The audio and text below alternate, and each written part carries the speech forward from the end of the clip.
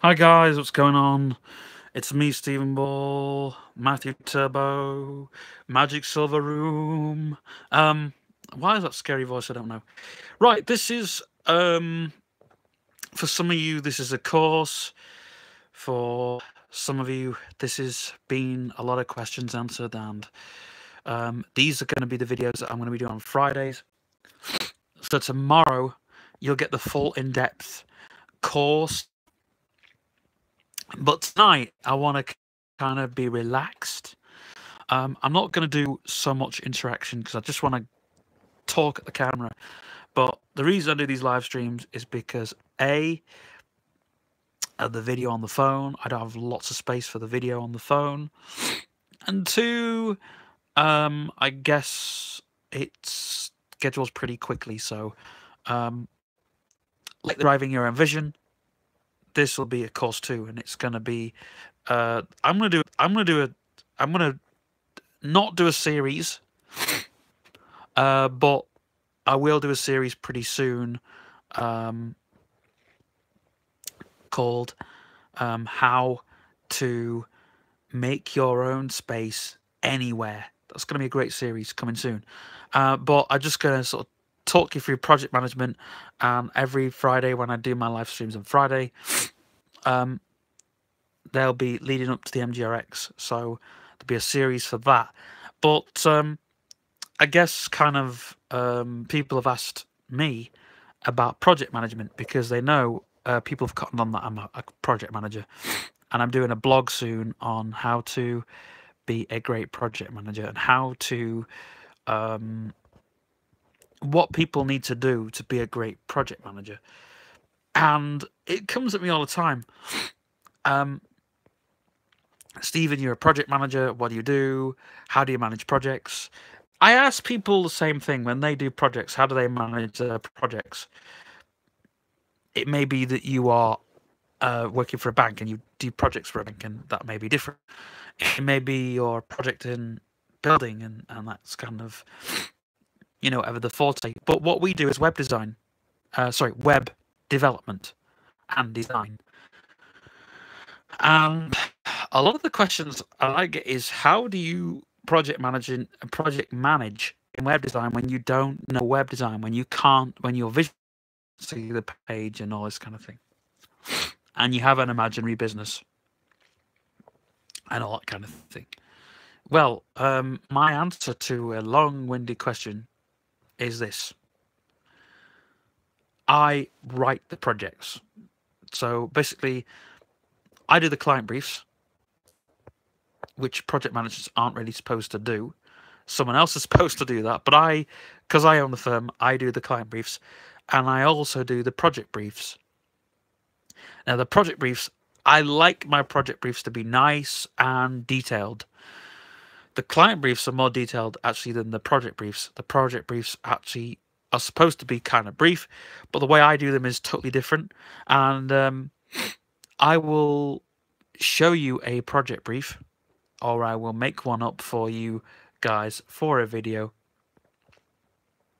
and I will show you how you can write your own project briefs, how I think people should write their own project briefs.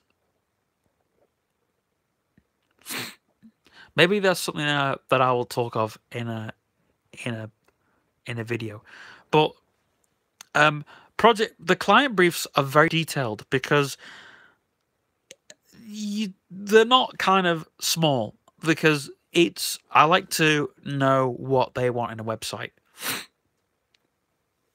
I like to know what they want, what they want to do with their website, how they want to drive it. And sometimes we try and think, how are we going to make some money from this as well? So are we going to do 2 brands for the logo? Now, we don't own your logo. A lot of companies seem to do that for copyright issues, but we don't. The logo is yours. The logo is you.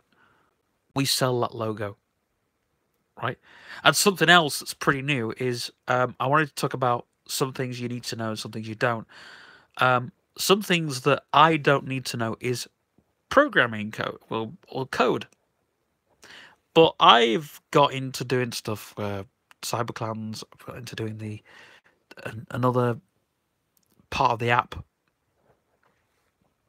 which I'll discuss in another video. And I have gotten into basic, print, run, input, output, simple programming methods. But for a coder who's coming in and probably knows more kind of complex programming, for a complex programmer, I need to tell them how many lines of code and how many lists of programs this is going to do for their certain program or whatever. For our PBX, for example, we use a pretend program script called WAVX. We use a little bit of BASIC, and we use a little bit of QBasic, and we use a little bit of we use lots of BASIC, but we use different BASIC scripts. We use a pretend script called WAVX. We use another pretend script called TAP, and then we do other little bits of code. But as a project manager, I need to know what they need to do. So for programming, I don't need to know the code exactly. If I'm doing the basic, though, if it's basic programming, I might say, you need to make sure this runs correct, and you print this correctly, and you put this much input in, and you put that much output in, and the input needs to be this, and the output needs to be that, and you need to print this. And so that's all basic programming. I've just mentioned print, run, input, and output. But we use mainly print and run. That's kind of, for the PBX system, line one is, line one of the programming script is print PBX line 1, and then it's got our phone number, and this is all in quotes, and then it's print and then it's run line 1. So you run line 1, and then you print line 1 plus line 2. You need to make sure this is in string, basically. So it could take anything, numbers and Jenny Russell commented on your post in Generation. Numbers and capitals and stuff like that. So yeah. So hello, Jenny Rothwell. Even though Jenny Rothwell commented on your post in Generation. Even though you're not watching this, so as a project manager, I do like to dabble in code. Sometimes I'm not bothered with it. Sometimes I am. We can do server scripts in BASIC, and we're actually making our PBX system. We've made our dashboard system using WAVX BASIC, WAVX entry script, which is a lot. It's markup language, and we use the actual entry, and then we use the body of the script, and then we use the whole program. But then it's a list of small programs that make the big program. So the list of small programs that actually run the dashboard system. But I still have all the things I want to do with that. But then, so say, for instance, if it's a website, and say we want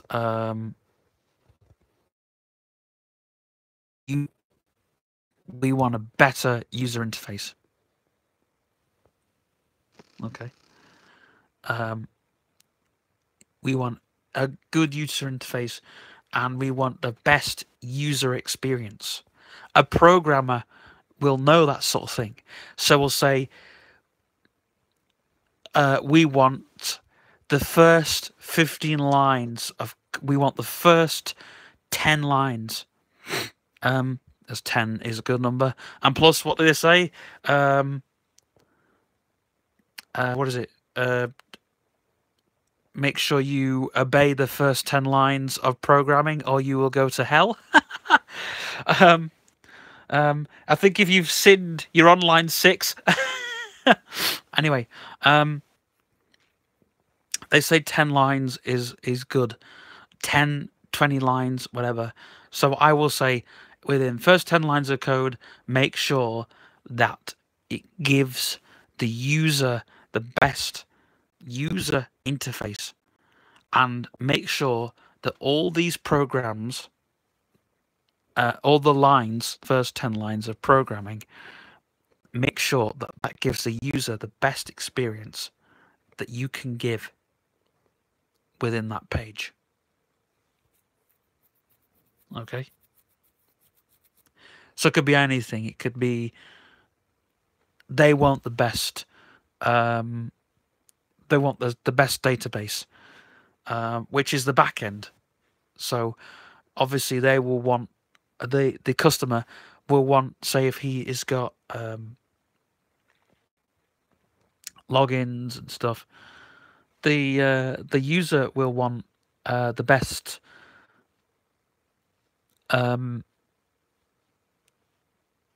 user experience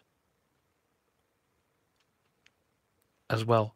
The user and the customer will both want good user experience, a good user interfaces.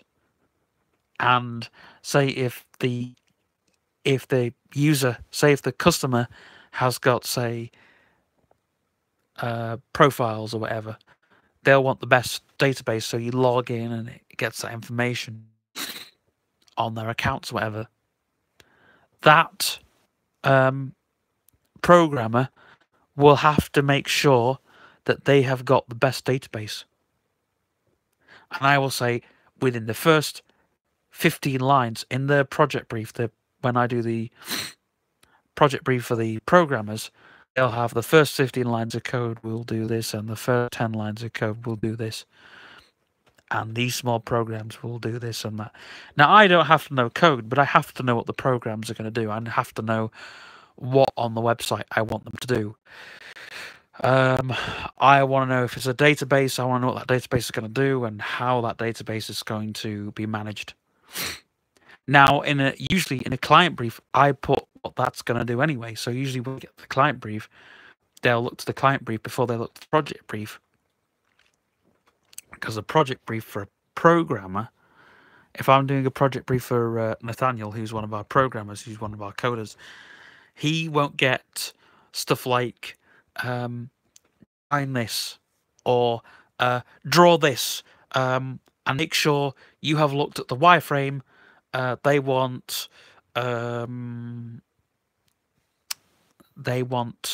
a button in the middle of the page. Okay, now the programmer will know that button's there because the programmer will want to know how he can fix that button. Nathaniel, our colleague, will want to know how to fix that button so it works.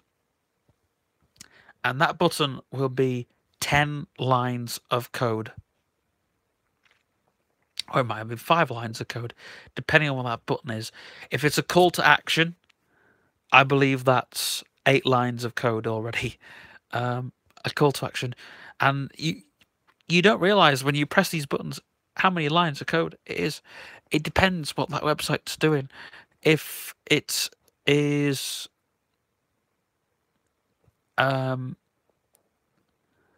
if it is a connecting to other bits and pieces of the website, then obviously it'll be lots and lots and lots and lots of lines of code.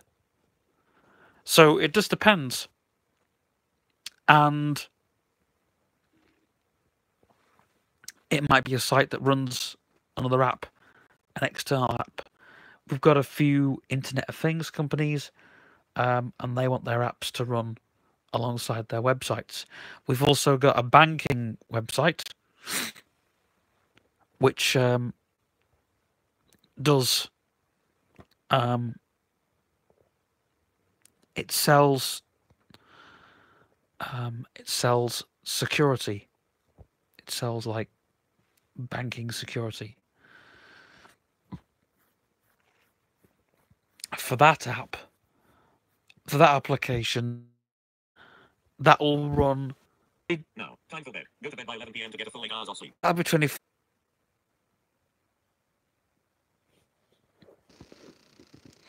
We've got one where there's a music player on the website, and the music player has to work in junction with the website. But yeah, I really think that's what happens. But a project brief tells the colleagues what we're doing. There's a video on YouTube, excuse me, which I should link people to in the comment section. I forget to do this, but I will do this tomorrow morning. And it's a project manager versus a web developer. And it's a great argument, and I love the end of it. And it's how we used to work in the beginning, you know, get this website out or get this thing out, get this. Well, how can you get this out if you're not even started the project? How can you get this thing if you've not even launched it? How do you expect to do that thing?